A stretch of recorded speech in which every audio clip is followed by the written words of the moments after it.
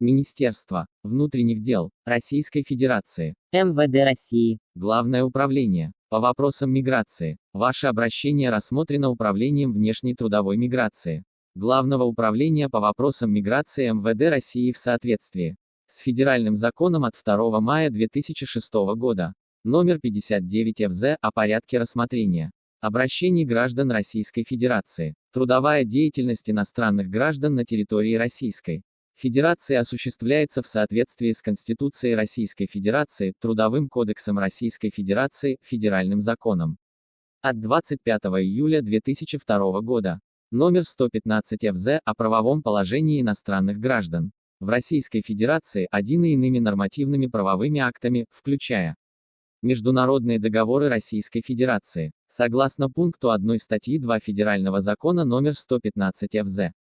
Патент является документом, подтверждающим право иностранного гражданина, прибывшего в Российскую Федерацию в порядке, не требующим получения визы, на временное осуществление на территории субъекта Российской Федерации трудовой деятельности, в соответствии с пунктом 5 статьи 133 Федерального закона номер 115 ФЗ.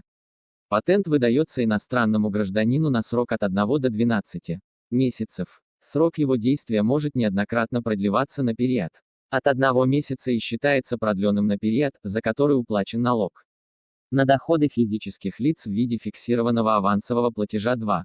В ином случае срок действия патента прекращается со дня, следующего за последним днем периода, за который уплачен НДФЛ. Следует принять во внимание, что в соответствии с Федеральным законом от 24 апреля 2020 года, номер 135 ФЗ о внесении изменений в статью 133 Федерального закона о правовом положении иностранных граждан в Российской Федерации иностранным гражданам, прибывшим в Российскую Федерацию в безвизовом порядке и осуществляющим трудовую деятельность. На основании патента предоставлена возможность его неоднократного переоформления без необходимости выезда за пределы Российской Федерации. Президентом Российской Федерации 18 апреля 2020 года города подписан указ номер 274 о временных мерах по урегулированию правового положения иностранных граждан и лиц без гражданства в Российской Федерации в связи с угрозой дальнейшего распространения новой коронавирусной инфекции COVID-19-1.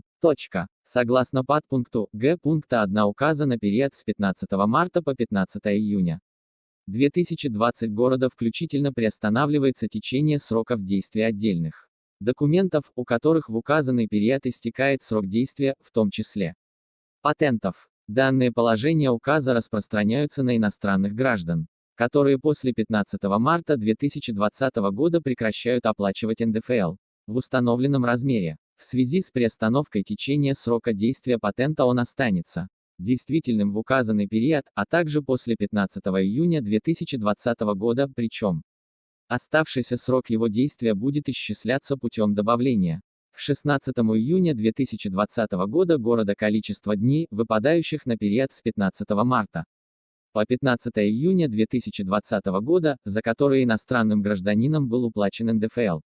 Одновременно отмечаем, что в соответствии с подпунктом А пункта 2 указа в период с 15 марта по 15 июня 2020 года города работодатели и заказчики работ услуг при условии выполнения ими установленных ограничений и иных мер, направленных на обеспечение санитарно-эпидемиологического благополучия населения, вправе в порядке, определенном законодательством Российской Федерации, привлекать и использовать в качестве работников иностранных граждан, прибывших на территорию Российской Федерации, в порядке, не требующим получения визы и не имеющих патентов.